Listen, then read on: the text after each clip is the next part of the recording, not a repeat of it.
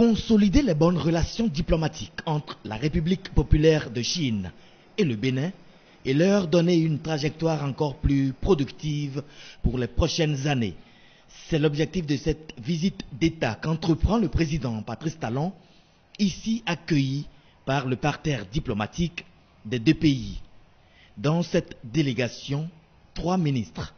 Romuald Wadaï, ministre de l'économie et des finances, chargé de la coopération, ministre d'État. Olusegun Ajadi Bakari, ministre des Affaires étrangères, et Alimatou Chadia Assouma, ministre du Commerce. Aussitôt arrivé que le chef de l'État a commencé par égrener les chapelets diplomatiques inscrits au programme de son séjour. C'est dans les années 40 du siècle dernier, le président Mao Zedong qui pose. Tout d'abord, c'est le musée de l'école du Parti communiste qui offre son hospitalité au chef de l'État. Cette école, fondée en 1933, est un centre d'excellence et de renforcement des capacités des fonctionnaires membres du Parti communiste et qui permet de former les dirigeants chinois aux fonctions importantes. Désireux d'en savoir un peu plus sur ce centre de savoir, le président Patrice Talon, pendant plus d'une trentaine de minutes, a scruté les archives et les photos présentes dans ce musée. Au terme de sa visite du musée, s'est tenue une séance d'échange entre les membres de la délégation présidentielle et quelques hauts fonctionnaires du parti.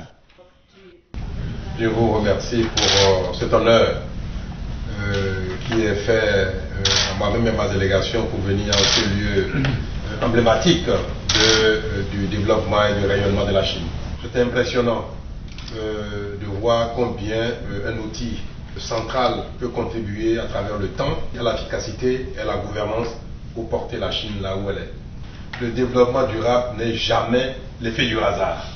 On voit bien que c'est un processus et cette école est dans le processus de pensée, de mise en œuvre des actions et c'est de grande inspiration. Et quand on voit d'où la Chine est partie et combien de progrès vous avez réalisé en si peu de temps et qu'on voit le mécanisme, c'est la formation, c'est l'engagement et notamment des élites, des dirigeants. Et nous conduisons le destin de nos pays avec ce qu'on appelle du tout venant.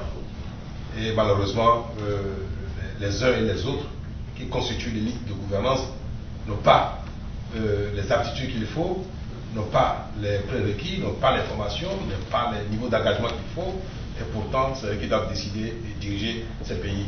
Vous comprenez pourquoi l'Afrique a tant de retard. Le séjour du président de la République se poursuit jusqu'au 3 septembre, achalandé de programmes très enrichissants pour la coopération entre les deux pays.